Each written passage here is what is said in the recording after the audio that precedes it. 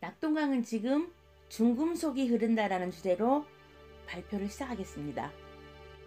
크게 세 파트로 나누어서요.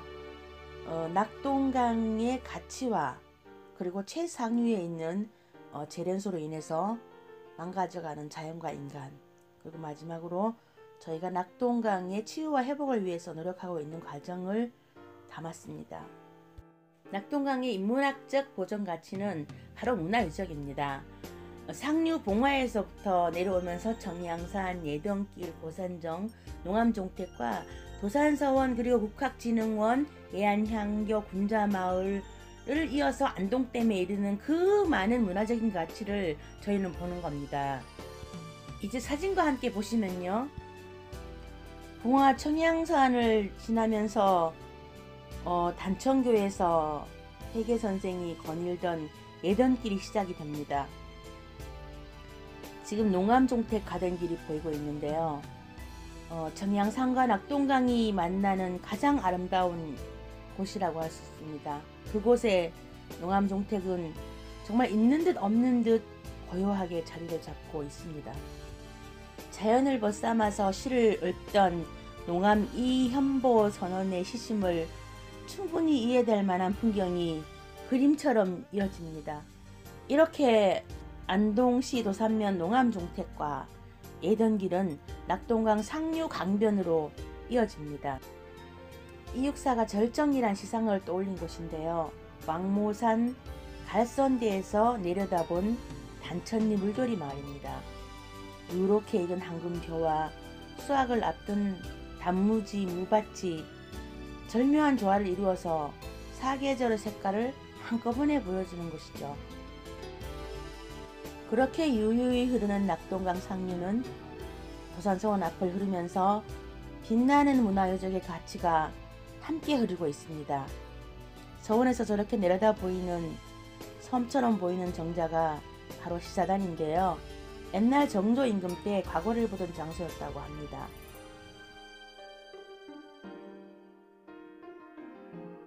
전통문화유산에 대한 체계적인 유사를 통해서 뛰어난 우리의 문화유산을 발전시키고 그 우수성과 보존 가치를 많은 이에게 알리고 있는 한국국학진흥원의 모습입니다.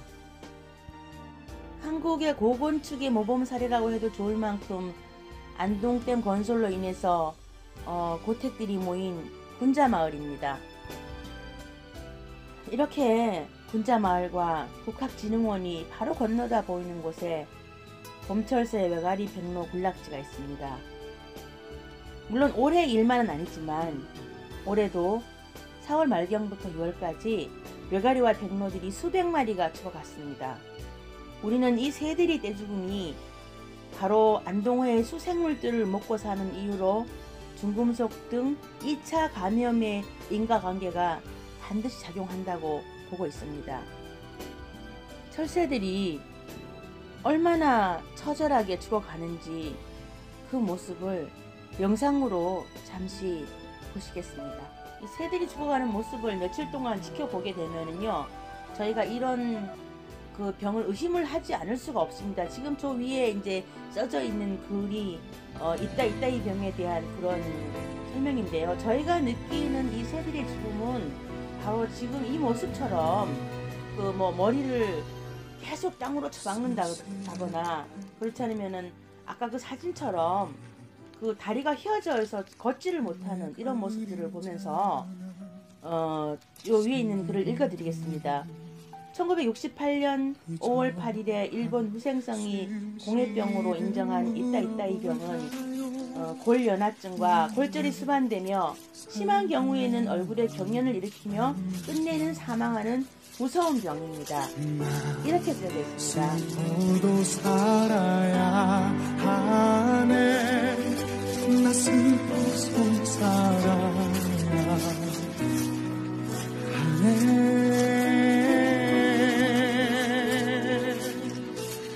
이 삶이다 하고 나야 할 텐데 내가 이 세상을 다녀간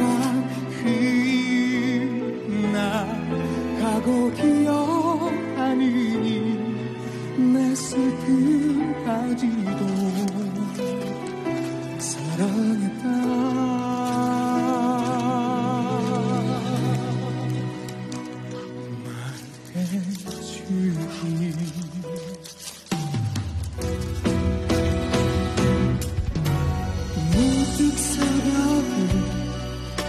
알리는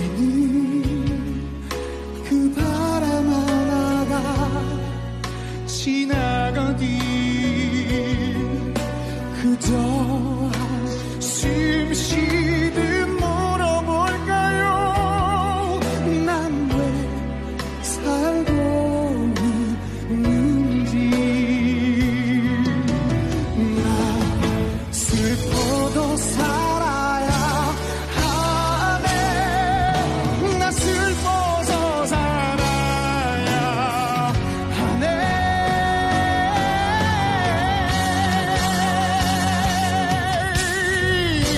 삶이 나보다야 알 텐데 내가 이 세상을 다녀가길 나가고 기억하니 내 슬픔까지도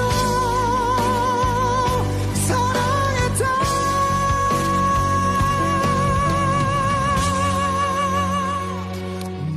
말해주길.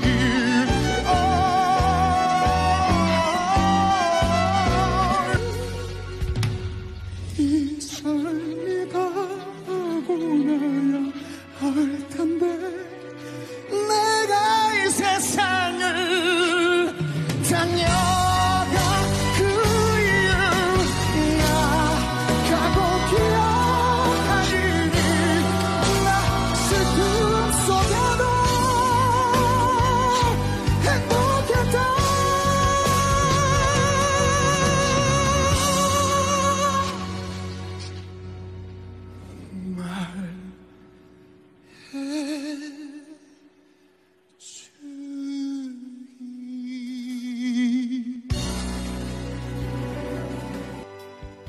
네, 슬픕니다. 다음은 이제 봉화군 석포면에 있는 영풍재련소가 삼켜버린 자연과 인간이라는 주제입니다. 석포면의 그 주변에 산림이 고사되고 대기 오염이 되고 토양 오염의 이 문제는 보통 심각한 문제가 아닌데요.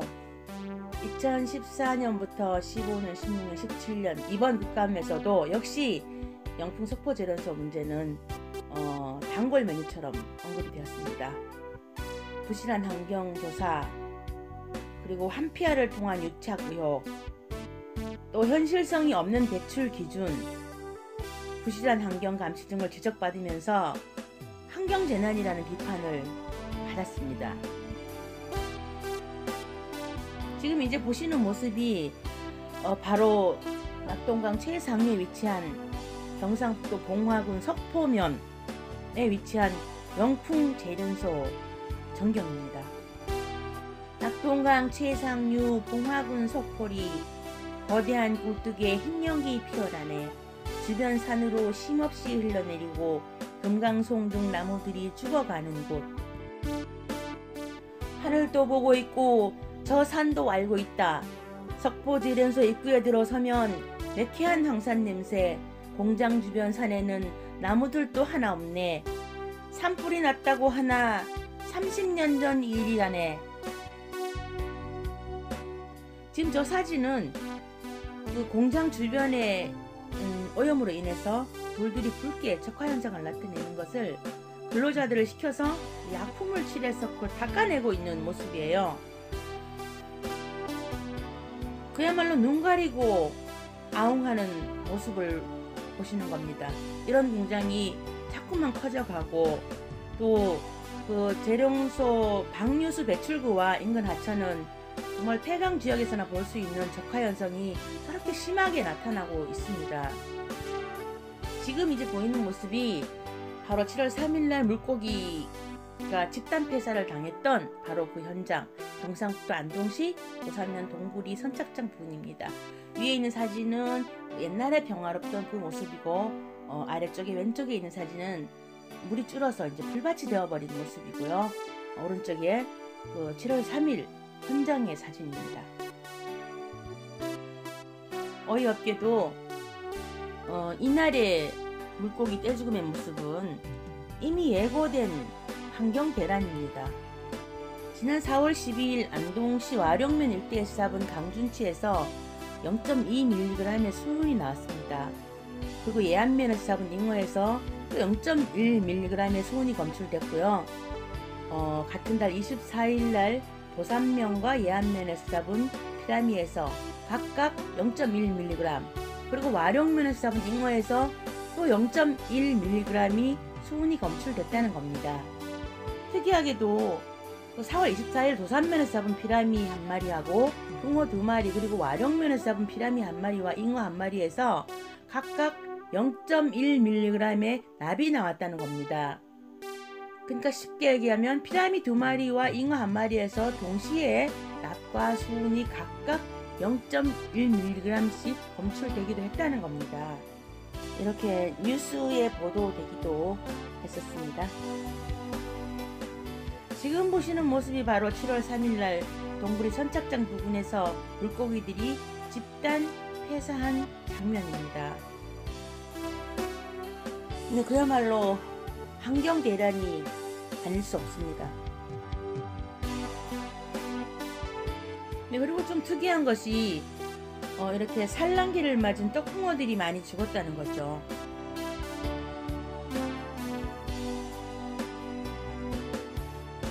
이런데도 전반적으로 이제 물이나 흙 오염, 그리고 부유물질 증가 등에 따른 복합적인 환경 요인이라고만 할 뿐 명확한 물고기 폐사의 원인이 아직도 밝혀지지 않고 있습니다. 그리고 아까 그 말씀드린 것처럼 물고기 체내에서 중금속이 검출됐지만 환경부 발표는 이렇습니다. 수질에는 아무런 이상이 없다고 발표를 했습니다. 시민단체 입장에서는 정말 이게 말이 되는 걸까 의문을 표하지 않을 수 없습니다. 그날 동부리 선착장의 안동호 모습은 참 안타까웠습니다. 금방 검었다가 또 녹조로 뒤덮였다가 그렇게 슬픈 물고기들이 수없이 많이 밀려오고 밀려가고 그렇게 떠나갔습니다. 이런 모습이 올해가 처음이 아닙니다. 이거는 지난해에 떼죽음을 당한 물고기 모습인데요. 그때는 거의 작은 물고기들이 많이 죽어갔습니다.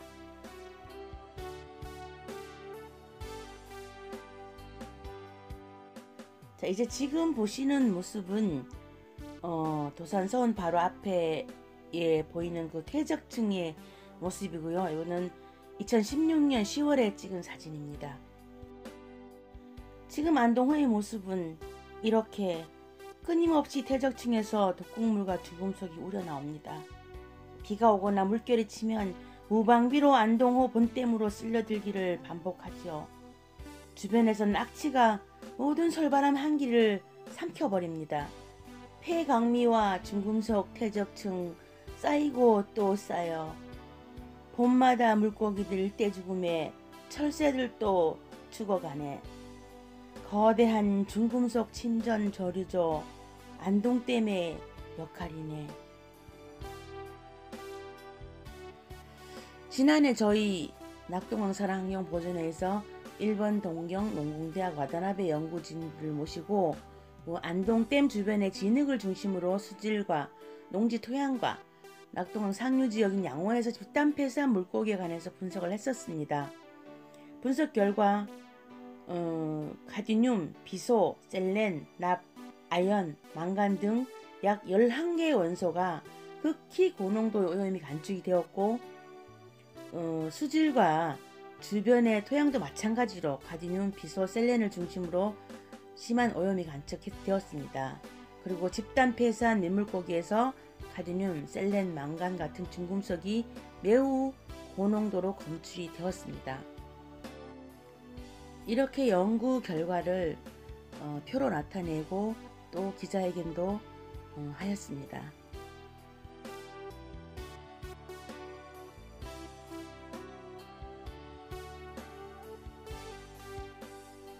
낙동강산 환경보존에는 낙동강의 치유와 회복을 위한 부단한 노력을 해왔습니다. 낙동강 상류의 독극물과 중금속 해결 촉구 서명운동을 하기도 하고요. 안동 시민들에게 여러 단체가 모여서 시가행진을 하기도 했습니다. 그리고 경상북도청에서 새들의 떼죽음에 대해서 기자회견도 했습니다. 6월 21일 국회 정론관에서 더불어민주당 민생 119 팀 국회의원님들과 기자회견을 합니다. 그리고 6월 29일에 환경부에 가서 새들의 사체를 가져가서 정말 그 뜨거운 기자회견을 또 하였습니다. 저희들의 바람이 참 간절했습니다. 그래서 7월 12일과 13일 이틀 동안 국회의원회 간 로비에서 저희 낙동강의 실태를 담은 사진전을 개최할 수 있었습니다.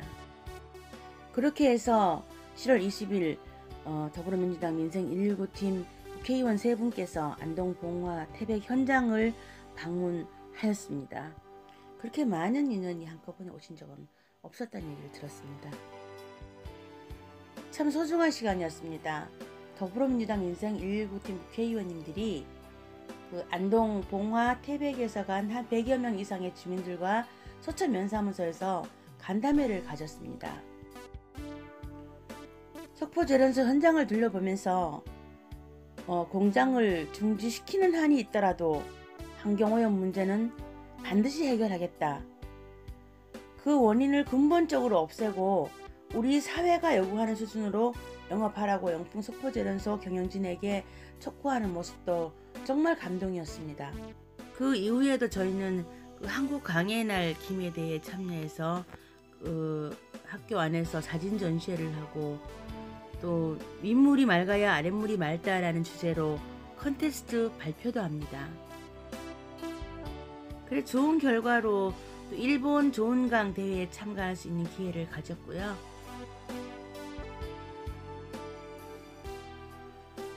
이번 국회 환경노동위원회 국정감사인 단골 메뉴인 석포재련소 문제가 올해 또 국감에도 어김없이 등장하였습니다. 재련소 주변 산림구 훼손 상태를 보면 굉장히 심각한데요. 봉화 지역은 원래 금강송 나무가 자라는 곳입니다. 재련소 주변의 산림 지역 가운데 주민들은 최소한 10헥타르 이상은 훼손되어서 나무가 말라 죽은 상태라고 주장을 하기도 합니다. 네, 이거는 그 환경부 발표 자료입니다. 재련소 주변의 중금속 오염 토양 25톤 트럭 2,700대 물량. 이번 국감 자료입니다. 석포재련소 한피아가 만든 환경재난. 전 환경부 장관 및 전 대구지방청장, 사회이사, 부사장 영입. 역시 국감 자료입니다. 비현실적인 규제가 면제부 역할. 갈수록 태산이죠. 관리 당국은 솜방망이 처벌 일관. 폐수 공공수역 유출. 특정 유해 물질 공공수역 유출. 배출 허용 기준 초과. 수질 TMS 관리 기준 위반 등 갖가지 환경 법규를 위반했지만 5년간 영풍이 낸 과태료는 700만원 가량에 불과했다. 국감장에서 한노희 홍영표 위원장은 2002년 지자체로 위임된 환경감시 업무가 사실상 유명무실화됐다는 것이 증명됐다면서 환경부가 적발돼 경상북도가 내린 행정처분은 석포재련소의 끊임없는 불법 환경오염 행위를 통제하기에 부족했다라고 주장했습니다. 실상이 이러하지만 저희는 그래도 기대합니다. 우리나라 헌법 제35조 제1항은 모든 국민은 건강하고 쾌적한 환경에서 생활할 권리를 가지며 국가와 국민은 환경 보존을 위하여 노력하여야 한다고 규정하고 있습니다. 이처럼 국민 건강과 환경 보존을 위한 헌법의 가치가 철저히 지켜질 수 있도록 대한민국 정부와 모든 관계기관은 낙동강 상류의 오염 실태 원인 파악과 근본적인 환경 개선을 위해 최선을 다해 주시길 진심으로 바랍니다. 감사합니다.